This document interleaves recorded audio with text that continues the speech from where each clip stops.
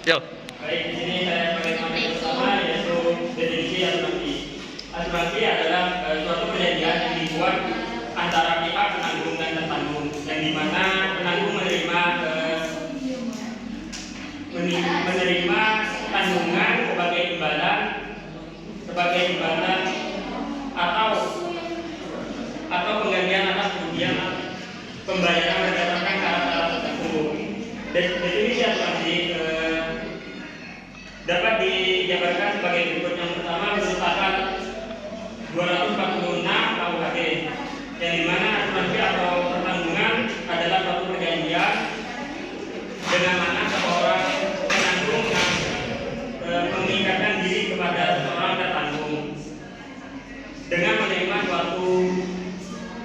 sesuatu atau memberikan penggantian kepada kerugian atau kehilangan keuntungan yang diarahkan yang memungkinkan akan dideritanya karena suatu peristiwa yang tidak tertentu. Yang kedua, menurut Undang-Undang Nomor 40 Tahun 2014 tentang asuransian, yang dimana asuransi adalah perjanjian antara dua pihak, yaitu perusahaan asuransi dan pemegang polis, yang menjadi dasar bagi penerimaan oleh perusahaan asuransi sebagai imbalan untuk memberikan pergantian kepada tertanggung atau pemegang polis karena kerugian, kerusakan, biaya yang timbul kehilangan keuntungan. Yang ketiga, karakteristik perjanjian asuransi, yaitu konsensualisasi. Perjanjian asuransi bersifat konsensual, artinya perjanjian dianggap sah dan berlaku sejak terjadinya kesepakatan antara dua belah pihak, yang dimana perlindungan dan jaminan ini fungsi utama dari lembaga asuransi adalah memberikan proteksi, perlindungan dan jaminan kepada individu atau kelompok terhadap resiko tertentu melalui mekanisme perlimpahan resiko. Sekian, terima kasih. Terima kasih kepada materi pertama. Silakan kepada materi kedua menyampaikan materinya. Baik, terima kasih kepada moderator sudah memberikan waktunya kepada saya. Sini saya akan menjelaskan tentang penerapan prinsip syariah pada asuransi syariah. Dalam Undang-Undang Nomor 40 Tahun 2014 tentang perasuransian mengatur dan menentukan dua sistem perasuransian, yakni sistem perasuransian secara konvensional dan sistem perasuransian secara syariah. Nah, kedua sistem perasuransian tersebut untuk pertama kalinya diperkenalkan dan diatur secara bersamaan dalam Undang-Undang Nomor 40 Tahun 2014. Sedangkan pengaturan sebelumnya berdasarkan Kitab Undang-Undang Hukum Dagang dan Undang-Undang Nomor 2 Tahun 1992 tentang usaha perasuransian dan menampung sistem perasuransian syariah.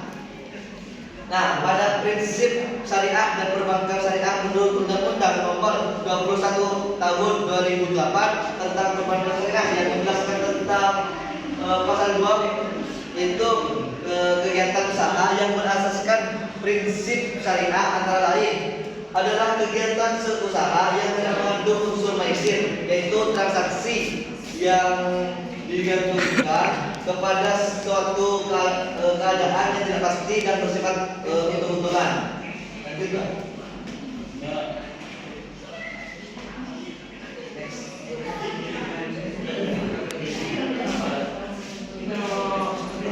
Nah, di sini saya akan menyebutkan berdasarkan firman Allah prinsip syariahnya. Yang pertama ada dari Quran surat An-Nisa ayat 9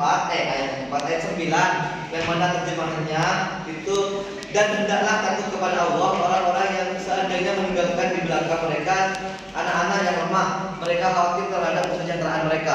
Oleh sebab itu hendaklah mereka bertakwa kepada Allah dan hendaklah mereka mengucapkan pekerjaan yang benar. Kemudian ada surat Quran surat Al-Nashr ayat 18 yang mana artinya, hai orang-orang yang beriman, bertakwalah kepada Allah dan hendaklah setiap diri perhatikannya apa yang telah dibuat untuk hari esok atau masa depan. dan bertakwalah kepada Allah, sesungguhnya Allah Maha mengetahui apa yang kamu kerjakan.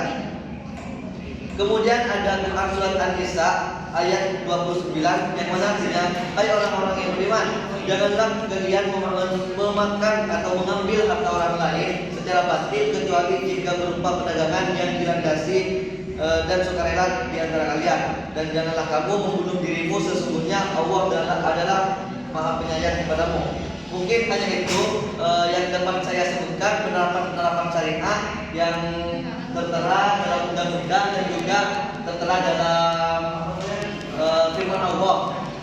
Ya mungkin itu yang dapat saya sampaikan. Saya kembalikan ke moderator. Terima kasih kepada materi terakhir. Selanjutnya kita akan menuju kepada sesi tanya jawab.